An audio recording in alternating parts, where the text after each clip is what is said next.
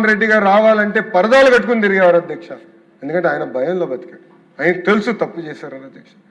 అధ్యక్ష ఆనాడు మహిళలు పెద్ద ఎత్తున పోరాడితే చూడండి అధ్యక్ష,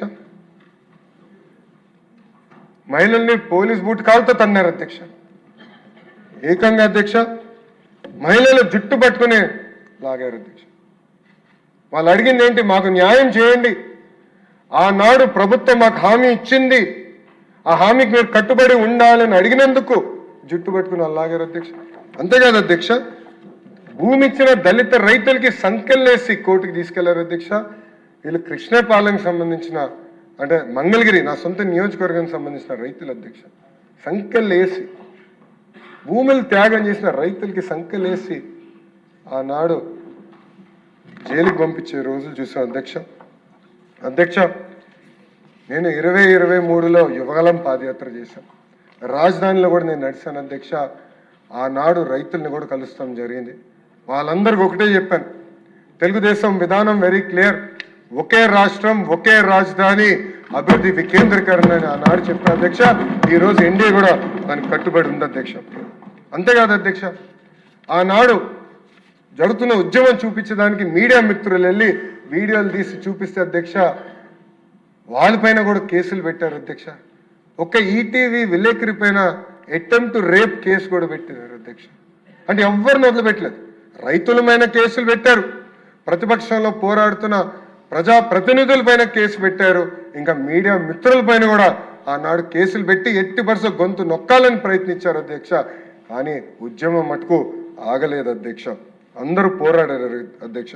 అధ్యక్ష మీరు కూర్చున్న స్థానంలోనే ఆనాడు తమ్మినేని సీతారామ గారు కూర్చుని ఏకంగా అమరావతిలో ఉన్న మహిళల్ని వయసులతో ఆనాడు పోల్చారు అధ్యక్ష. వయసులతో ఆనాడు పోల్చారు అధ్యక్ష. అంతేకాదు అధ్యక్ష, జగన్మోహన్ రెడ్డి గారు మహిళల్ని ఏకంగా పేడ్ ఆర్టిస్టులని ఆనాడు పిలిచారు అధ్యక్ష. అంటే మహిళలంటే ఎంత చిన్న చూపో ఏదో ఒక ఉదాహరణని ప్రజలందరూ కూడా గమనించాలి అధ్యక్ష. అధ్యక్ష అచ్చెన్నాయుడు గారు చాలా అద్భుతంగా ఈరోజు చెప్పారు అధ్యక్ష. ఆ రోజు ఈ 3 రాజధానుల బిల్లు వస్తే పెద్ద ఎత్తున తెలుగుదేశం పార్టీ శాసనసభ్యులు అటు కూర్చుని పోరాడారు, నినాదాలు చేశారు అధ్యక్ష. దానికోసం వాళ్ళే ఆనాడు సస్పెండ్ కూడా చేస్తాం జరిగింది అధ్యక్ష. కానీ బలం సరిపోలేదు అధ్యక్ష. ఆ బిల్ కౌన్సిల్కి వచ్చింది. ఆనాడు నేను ఒక ఎమ్మెల్సీగా ఉన్నాను అధ్యక్ష. మేమందరం కలిసికట్టుగా పోరాడం, అందరం మాట్లాడడం, మమ్మల్ని ఎగతాళి చేశారు అధ్యక్ష.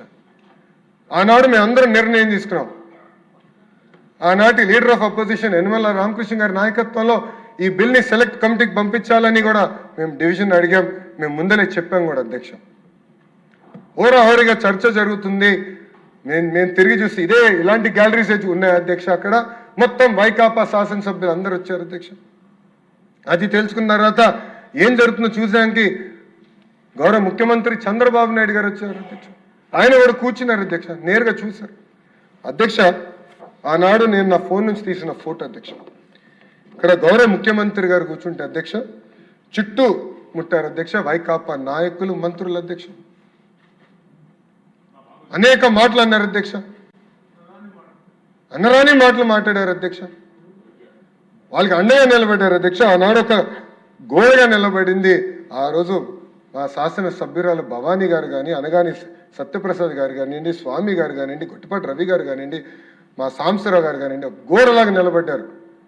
ఎవరు రానిలేదు అధ్యక్ష. లేంటే ఆనాడు గౌరవ ముఖ్యమంత్రి చంద్రబాబు నాయుడు గారి పైన కూడా దాడి చేయాలన్న ప్రయత్నం ఆనాడు జరిగింది అధ్యక్ష.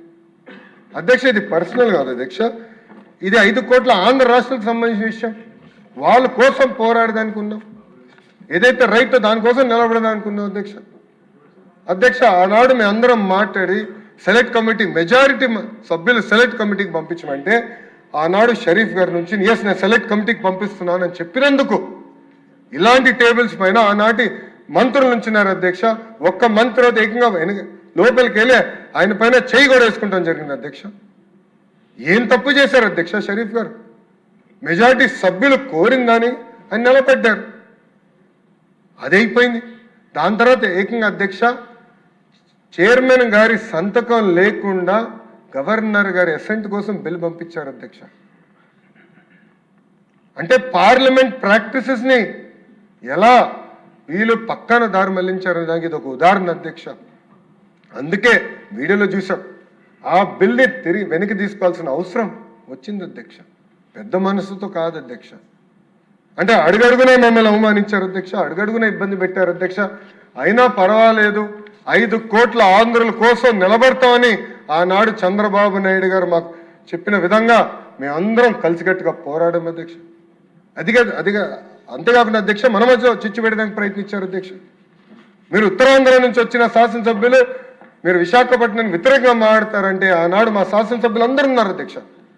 గన్నబాబు గారు కానివ్వండి, అటు పక్కన గంటా శ్రీనివాస్ గారు కానివ్వండి, వెలుగుపూడి రామకృష్ణ బాబు గారు కానివ్వండి, అందరూ నాకు బాగా గుర్తు టీడీఎల్పీ మీటింగ్ల నుంచి ఒకటే చెప్పారు. ఆనాడు ఒకే రాష్ట్రం ఒకే రాజధాని జై అమరావతి నినాదంతో వెళ్ళాం సార్, దానికి మనందరం కట్టుబడి ఉందాం, మీ నాయకత్వంలో విశాఖపట్నం అభివృద్ధి చెందుతుందని వాళ్ళందరూ చెప్తాం జరిగింది అధ్యక్ష. 5 సంవత్సరాలు కలిసికట్టుగా పోరాడాం.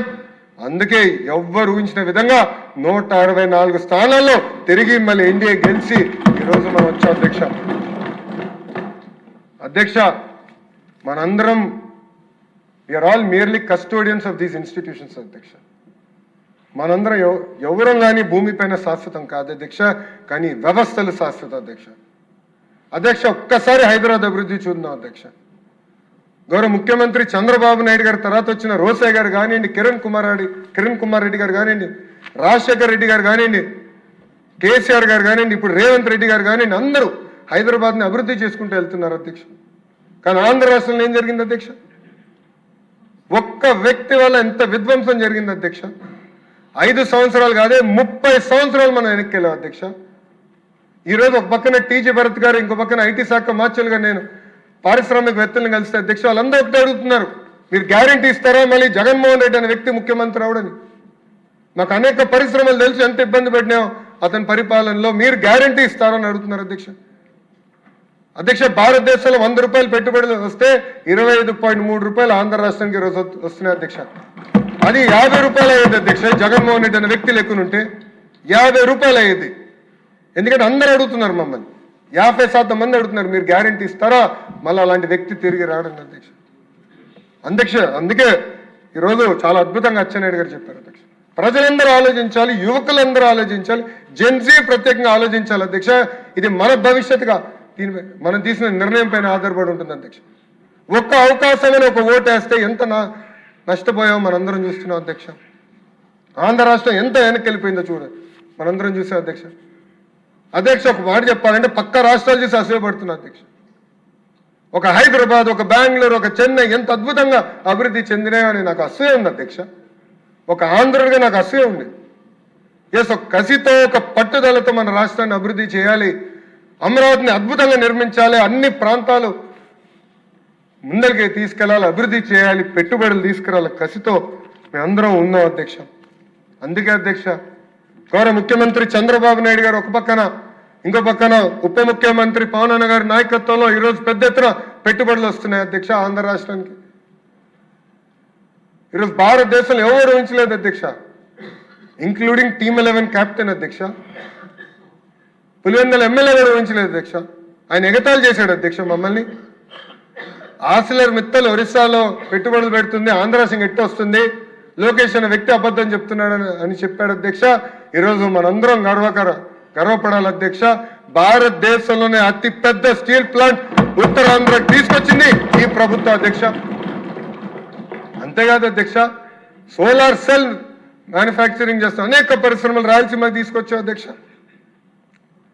క్యాంపకోలా, రిలయన్స్ ఇండస్ట్రీస్ పరిశ్రమని ఏకంగా కర్నూలు తీసుకెళ్ళాం అధ్యక్ష. ఈరోజు ఒక్కొక్క జిల్లాకి చాలా ఫోకస్డ్గా డెవలప్మెంట్ ప్లాన్ తీసుకెళ్తున్నాం, క్లస్టర్ బేస్డ్ డెవలప్మెంట్ తీసుకొస్తున్నాం అధ్యక్ష. ఈ ప్రజాప్రభుత్వం ఏ ఒక్క జిల్లా వెనకబడకూడదు, అన్ని జిల్లాలు సమగ్ర అభివృద్ధి చెందాలి, కానీ ఒకే రాజధాని ఆంధ్ర రాష్ట్రానికి ఉండాలన్న లక్ష్యంతో ఈరోజు ఎన్డీఏ ప్రభుత్వం పనిచేస్తుంది అధ్యక్ష. అనంతపూర్ని ఒక ఆటోమోటివ్ హబ్గా, ఉత్తర నార్త్ అనంతపూర్ కర్నూలుని ఏకంగా రెన్యూవబుల్ ఎనర్జీ హబ్గా,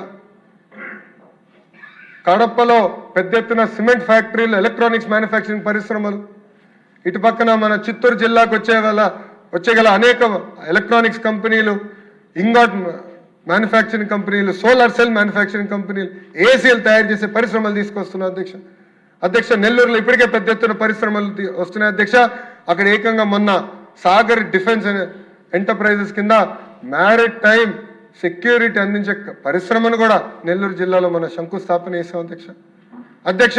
ప్రకాశం జిల్లాలో పెద్ద ఎత్తున కంప్రెస్ బయోగ్యాస్ ప్లాంట్స్ పరిశ్రమలు మేము తీసుకొస్తున్నాం అధ్యక్ష. ఇంకో పక్కన ఇక్కడ చూస్తే అధ్యక్ష, గుంటూరు జిల్లాలో క్వాంటమ్ హబ్గా తయారు చేస్తున్నారు గౌరవ ముఖ్యమంత్రి గారు. ఈ ప్రాంతం అమరావతి పనులు, ఆగిపోయిన పనులు వేగంగా పరిగెత్తిస్తున్నారు గౌరవ ముఖ్యమంత్రి గారు. ఉభయ గోదావరి జిల్లాలో పెద్ద ఎత్తున ఆక్వాని ప్రోత్సహిస్తున్నాం. అక్కడ గ్రీన్ ఎనర్జీ హైడ్రోజన్ హబ్గా తయారు చేస్తున్నాం అధ్యక్ష. ఇంకా ఉత్తరాంధ్రలో కెమికల్ ఫ్యాక్టరీలు కానివ్వండి, ఫార్మా ఫ్యాక్టరీలు కానివ్వండి, ఐటీ ఫ్యాక్టరీలు కానివ్వండి, డేటా సిటీ కానివ్వండి, మెడికల్ డివైసెస్ మ్యానుఫ్యాక్చరింగ్ అని ఒక స్టీల్ హబ్ కూడా ఏర్పాటు చేస్తున్నాం అధ్యక్ష. ఇది అభివృద్ధి వికేంద్రీకరణ అంటే అధ్యక్ష. కానీ ఒక వ్యక్తి బతికే దానికోసం 700 కోట్ల రూపాయలు కట్టి ఇల్లు కడతాం కాదు అధ్యక్ష. ఇది 5 కోట్ల ఆంధ్రలో ఒక్కసారి ఆలోచించమని కోరుతున్నా అధ్యక్ష. ఇప్పటికీ తీవ్రంగా నష్టపోయాం. ఈరోజు చూస్తే దక్షిణ భారతదేశంలోనే అతి తక్కువ తలసరి ఆదాయం ఉన్న రాష్ట్రం ఆంధ్ర రాష్ట్రం అధ్యక్ష. 5 సంవత్సరాలు ఎంత వెనక్కి వెళ్ళామా 5 కోట్ల ఆంధ్రులు ఆలోచించాల్సిన అవసరం ఉంది అధ్యక్ష. ఒక పట్టుదలతో, ఒక కసితో మేమందరం పనిచేస్తున్నాం అధ్యక్ష. ఈరోజు ఒక పక్కన గౌరవ ముఖ్యమంత్రి గారు, ఇంకో పక్కన గౌరవ ఉప ముఖ్యమంత్రి గారు క్యాబినెట్ మీటింగ్లో పెట్టుబడులు వస్తే ఇమ్మీడియట్గా శాంక్షన్ చేయండి, ఫాస్ట్గా వెళ్ళండి, పరిగెత్తండి అని ఇక్కడ చెప్తున్నారు అధ్యక్ష.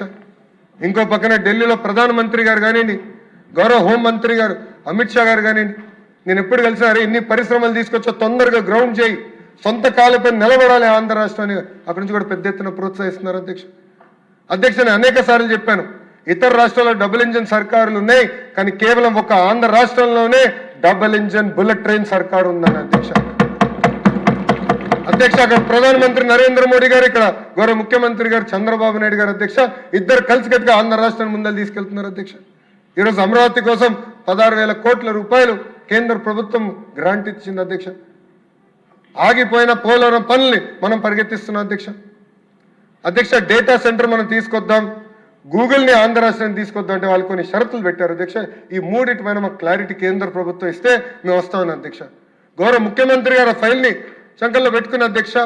గూగుల్ అన్న సంస్థ ఆంధ్ర రాష్ట్రానికి వచ్చిందంటే అర్ధరాత్రి 12:30కి అనుకుంటా అధ్యక్ష, ఎగ్జాక్ట్ టైం నాకు గుర్తులేదు, కానీ 12 దాటింది అధ్యక్ష. నిర్మలా సీతారామన్ గారితో గౌరవ ముఖ్యమంత్రి గారు కూర్చుని, అమ్మ పర్మనెంట్ ఎస్టాబ్లిష్మెంట్ పైన ట్యాక్స్ ఇన్సెంటివ్స్ ఇస్తే పెద్ద ఎత్తున డేటా కంపెనీలు వస్తాయి, డేటా సెంటర్స్ వస్తాయని ఆనాడు చెప్తాం జరిగింది అధ్యక్ష. దాన్ని మేడం గారు అప్రూవ్ చేశారు అధ్యక్ష. గూగుల్ ఆంధ్ర రాష్ట్రానికి వచ్చింది. సేమ్ థింగ్ అధ్యక్ష. ఆర్సిలర్ మిత్తల్ కూడా కేంద్ర ప్రభుత్వానికి సంబంధించిన ఒక pipe line, slurry pipe line అవసరం ఉందంటే వాళ్ళు డిలే చేస్తుంటే గౌరవ ముఖ్యమంత్రి గారు స్వయంగా వెళ్ళి ప్రధానమంత్రి గారిని కోరారు అధ్యక్ష. ఎస్ చేస్తానని చెప్పిన తర్వాత ఆర్సిలర్ మిత్తల్ వచ్చింది అధ్యక్ష. That is the power of double engine bullet train సర్కార్ అధ్యక్ష. 5 కోట్ల ఆంధ్రులు ప్రత్యేకంగా ఇది గమనించాలని కోరుతున్నా అధ్యక్ష. ఎందుకంటే దొంగ అబ్బాయి ఎప్పుడు దొంగ మాటలు చెప్తాడు అధ్యక్ష. ఆయనకు ఒక దొంగ పేపర్ ఉంది, దొంగ ఛానల్ ఉంది, దాని పేరే సాక్షి అధ్యక్ష. మళ్ళీ అంటున్నాడు పాదయాత్ర చేస్తాడని దొంగ మాటలు చెప్పేదానికి అధ్యక్ష. అందుకే 5 కోట్ల ఆంధ్రులు అప్రమత్తంగా ఉండాలని ఈ సభాముఖం నేను కోరుకుంటా అధ్యక్ష. ఇది నాకు ఒక ఎమోషనల్ మూమెంట్. ఎందుకంటే 2019 నుంచి అమరావతి మీద శాసనసభ్యులు, శాసన మండలి సభ్యులు అందరం పోరాడాం, ఆ రోజు ఉద్యమం చేశాం అధ్యక్ష. ఆనాడు జై అమరావతి అన్నందుకు కౌన్సిల్లో నా పైన దాడి చేశారు సభ్యులు కూడా. ఇక్కడ వీడియో నేను చూపిస్తాం జరిగింది. టీవీలో చూపిస్తే కరెక్ట్ కాదని నేను చూపించలేదు, కానీ అనేక మంది సభ్యులు చూశారు. నా ఫోన్ లాక్కునేదానికి ట్రై చేశారు, నా కాగితాలు లాక్కునేదానికి ట్రై చేశారు, అవమానించడానికి ట్రై చేశారు అధ్యక్ష. కానీ నిజం నిప్పు లాంటిది ఈరోజు నిజం గెలిచింది అధ్యక్ష. గౌరవ ముఖ్యమంత్రి గారు ఆధ్వర్యంలో, గౌరవ ఉప ముఖ్యమంత్రి గారి ఆధ్వర్యంలో అమరావతిని ద వన్ అండ్ ఓన్లీ అని శాశ్వత రాజధానిగా తీర్మానం చేసి కేంద్ర ప్రభుత్వానికి పంపించి క్యాబినెట్లో ఆమోదం తెలిపి ఏకంగా పార్లమెంట్లో క్లియర్ చేసుకుని ఇంకే తుక్కులకు వచ్చినా పొరపాటున వచ్చినా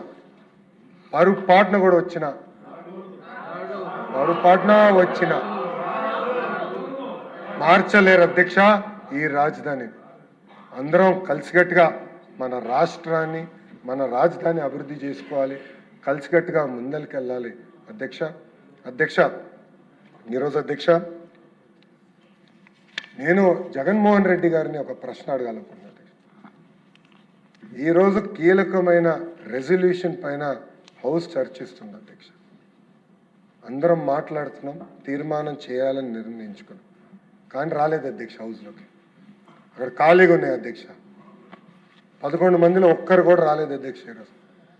అందుకే ఈ హౌస్ ఈ సభాముఖంగా నేను ఒక ప్రశ్న అడగాలనుకుంటున్నాను.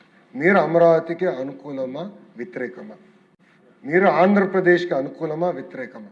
ఎందుకు ఈ ప్రశ్న అడుగుతున్నా అంటే అధ్యక్ష, ఆయన బెంగళూరులో ఉంది అధ్యక్ష. ఈరోజు ఇంత కీలకమైన బిల్ పైన చర్చ జరుగుతుంటే జగన్మోహన్ రెడ్డి అనే వ్యక్తి బెంగళూరులో పడుకుంటున్నాడు, లైవ్లో టీవీ చూస్తున్నాడు. ఆత్మలే చెప్పాలి అధ్యక్ష. ఈరోజు అలాంటి పరిస్థితి ఉంది అధ్యక్ష. నేను అడిగిన ప్రశ్నకి ఆయన సమాధానం చెప్పాలని ఈ సభాముఖంగా ఆయనను ప్రశ్నిస్తూ నాకు ఇంత అద్భుతమైన అవకాశం ఇచ్చిన మీకు నా ధన్యవాదాలు తెలుపుకుంటూ గౌరవ ముఖ్యమంత్రి గారు